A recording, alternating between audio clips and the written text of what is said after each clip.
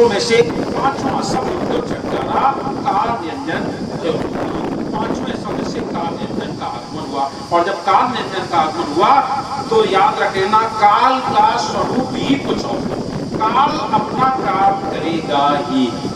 काल का काम क्या है? सर्प जो होता है आप उसे प्यार से भी अगर पकड़ो तो डस लेगा कि नहीं?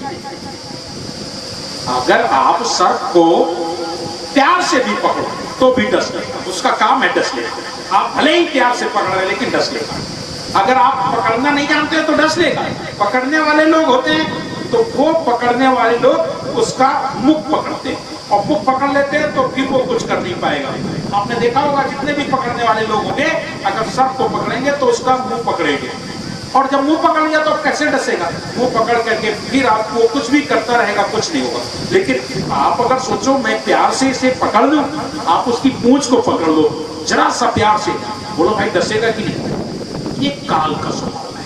काल का स्वभाव एक ही है कि जो उसे छुएगा वो उसे डस जरूर लेगा, जरूर डस लेगा। उसका स्वभाव है, उसका स्वभाव है। लेकिन सबका स्वभाव अलग अलग है। सबका स्वभाव, ये सर्प का स्वभाव है कि आप उसे छुएंगे तो डसता है। लेकिन वहीं पर संसार की और वस्तुएं हैं।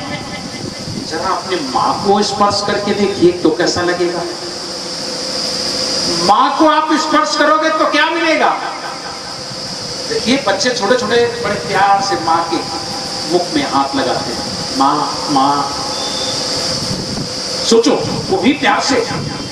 और जिस समय बच्चा माँ के मुख में हाथ लगाता है और फिर वो अपनी इच्छा जाहिर करता है, मुझे ये चाहिए, वो तो भाई माँ देती है कि नहीं? माँ का भी तो स्पर्श हो रहा है। चलो प्यार से ना सही, कभी कभी बच्चा रूठ जाता है। क्यों भाई रूठ जाता है कि नहीं? उस ढंग से माँ को स्पर्श करता है तो अच्छा बताओ माँ उसकी इच्छाओं को पूर्ण करती है कि नहीं? करती ना। अब आप सोचो सदगुरु कबीर माँ का स्वरूप है, माँ का स्वरूप है। आप उसे प्यार से स्पर्श करेंगे तो, और अगर नहीं प्यार से स्पर्श करते हैं, क्रोध से भी स्पर्श करते हैं तो उनका गुण ही उतना है। कर गई केस करे जो घाटा, ताव न है उतारे माता। माँ का बाल पकड़ लेता है, थप्पड़ मार देता है, काट खाता है।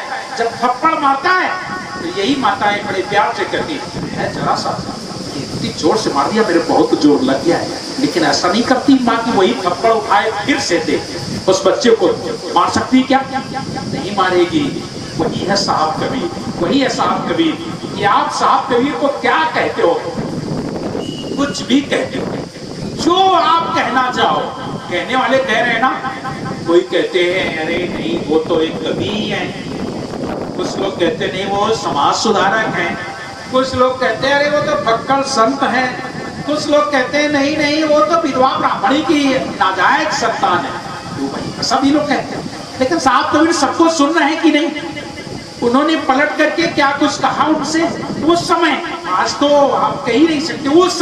उस समय लोगों ने कहा, जिसने जो कहा आप कहते रहिएगा। माँ का स्वरूप ही ऐसा होता है और वो सहन करती है। लेकिन माँ का अपना गुण होता है कि बच्चा अगर भूखा है तो उसको स्तन से लगा के दूध पिलाएगी जरूर, चाहे उसने बाल पकड़ के खींचे हो, चाहे थप्पड़ मारी हो, चाहे काट लिया हो, कुछ भी किया हो। लेकिन माँ का स्वभाव है उसे दूध पिलाना, दूध पिलाना उसका स्वभाव है। सदगुरु कबीर भी ऐसे ही है। आपने क्या कहा है उनका, उन्होंने कभी भी उन्होंने आपकी बातों पर गौर नहीं किया, बल्कि वो हमेशा आपको सत्य का संदेश ही देते रहे। आप उनकी छांव में, जैसे पेड़ होता है, पेड़ की छांव में आप जाते हो, बढ़िया समय आम के फल लगे हुए हैं और आम के नीचे जाते हो, पका फल गिरता है तो फल भी खाते हो ना, बड़ा अच्छा लगता है। फिर खाने के बाद 2-4 फल खाने के बाद बोले घर भी ले जाएंगे, तो और 2-4 तोड़ दिए घर भी ले जाने के लिए। इतना सब कुछ करने के बाद भी आपका मन नहीं भरा, बोले अब कहाँ जाए, धूप बहुत जाता है, थोड़े पत्ते तोड़ देते हैं बकरी के लिए। क्यों भाई आप लोग पत्ते तोड़ देते ना, चलो बकरी के लिए थोड़े पत्ते भी तोड़ देते हो। लेकिन फल पेड़ कुछ नहीं बोल रहा, अपना काम वो अपनी जगह है। लेकिन इतने से बात नहीं बनी, आपको लगता है कि ये डाल भी बहुत अच्छी है और इस डाल से ये काम बन जाएगा, और आप चढ़ करके उस डाल को भी काट लेते हो ना, काट लेते हो। लेकिन पेड़ ने फल देना बंद नहीं किया आपको। फल देना बंद किया क्या?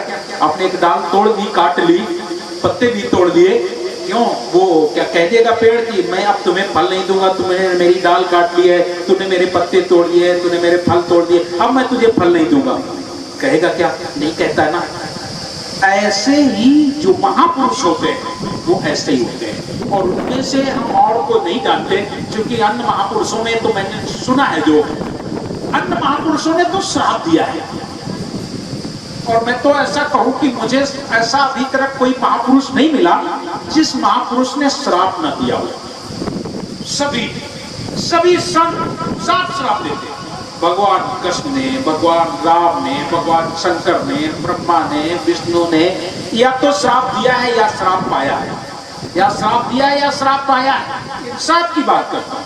दुर्वासा ऋषि को देख लो, कपिल मुनि को देख लो, अत्रि को देख लो, जहां जाने कितने संत, इन संतों ने भी श्राप दिए होंगे, या तो श्राप पाया हुआ या श्राप दिया होगा, इनका काम है।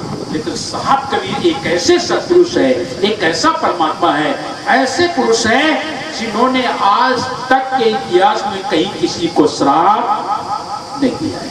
आप उनका इतिहास पढ़ लीजिए। उनके साथ दुर्व्यवहार बहुत किया। शेख तकी ने 52 कसनी ली, लेकिन साहब कबीर ने उन्हें श्राप नहीं दिया। दिया क्या? नहीं दिया। सिकंदर और शेख तकी ने मिलकर के 52 कसनी ली, लेकिन श्राप नहीं दिया। इतना ही नहीं, गोरखनाथ जी ने 7 बार त्रिशूल से वार किया, साहब ने उन्हें श्राप दिया क्या? नहीं दिया। और इतना नहीं, और आप देखेंगे उनके प्रकट के समय, नाम के समय में मुसलमान भाइयों ने उनके ऊपर तलवार चलाई, साहब ने उन्हें श्राप दिया क्या? नहीं दिया। नहीं दिया। त्रेता युग में साहब मुनिंद्र के नाम से आए, रावण के यहाँ गए, 70 बार तलवार चलाई, क्यों भाई? साहब कबीर ने उन्हें श्राप दिया क्या? नहीं दिया। और इतना नहीं, राजा एक हुए, राजा क्या नाम उनका, वो उनके यहां साहब पिंजड़े में रहे, और पिंजड़े में रहने के बाद वर्षों तक, क्या कहते हैं, मैं भूल गया नाम उनका, राजा बंक के घर में रह करके और अन्याय धर्म को देखते हुए, क्या साहब ने उन्हें श्राप दिया? साहब का काम श्राप देना नहीं है। वो तो जानते हैं, जैसे माँ अपने बच्चे को श्राप नहीं देती है, नहीं देती है। हाँ, क्रोध में कह